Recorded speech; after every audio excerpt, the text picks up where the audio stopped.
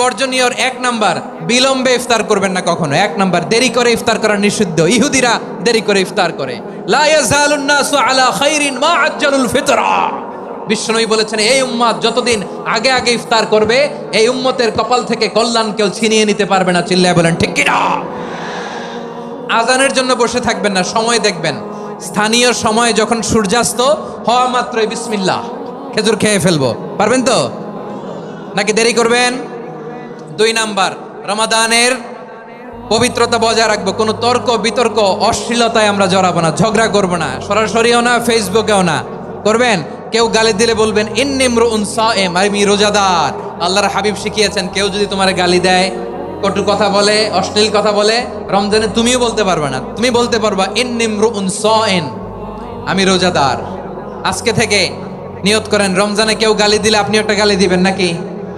কি বলবেন?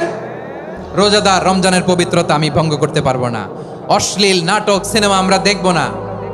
যে রমজানে মিথ্যা কথা, মিথ্যা কাজ, মিথ্যা সাক্ষী ছাড়তে পারে নাই, তার না খেয়ে থাকা, উপবাস থাকা দিয়ে আল্লাহর কিছু যায় আসে না। এজন্য মিথ্যার সাথে আমাদের কোনো সম্পর্ক আছে? মিথ্যা বলবো না। 4 নাম্বার, অপচয় করব না। ইন্নাল মুবাযযিরিনা কানু ইখওয়ানা শায়াতিন ওয়া কানা শাইতানু লিরাব্বিহি কাফুরা। অপচয়কারী শয়তানের ভাই। আচ্ছা, যে শয়তানের ভাই ও নিজেও আরেকটা কি? শয়তান। যে শয়তানের ভাই ও নিজেও আরেকটা কি? অপচয় করব না। ইফতারি করতে যে আমরা অনেকে অপচয় করি, এগুলো করবেন আপনারা না। অপচয় করব না। 5 নাম্বারে, রিয়া, লোক দেখানো ইবাদত আমরা করব না। লোক দেখানোর জন্য নামাজ, রোজা, জিকির, তেলাওয়াত, দান, সদকা এগুলো করলে আল্লাহর দরবারে এগুলো কবুল হবে।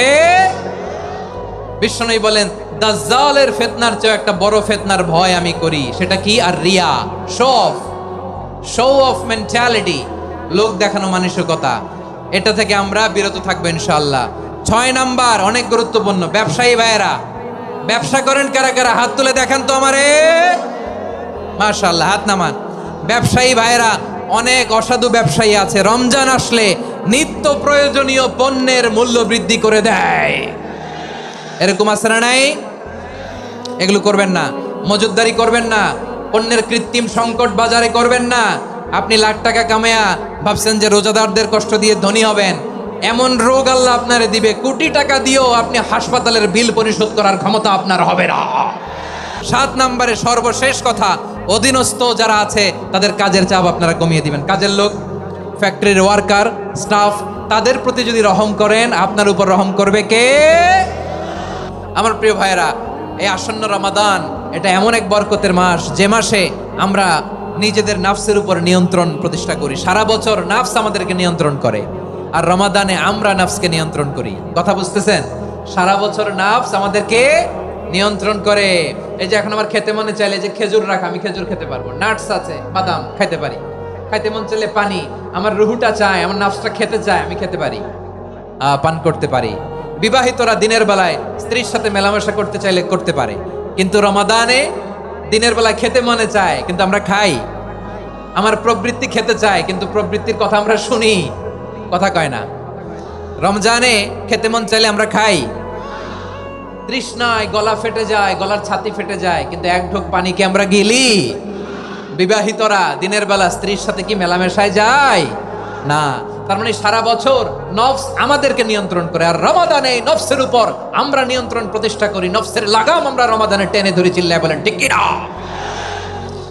এজন্য আমার প্রিয় ভাইয়েরা, নফসের উপর নিয়ন্ত্রণ নিতে চাইলে রমাদানের রোজার কোনো বিকল্প নাই। এটা এমন মাস যে মাসের ফজিলতেরও কোনো শেষ নাই।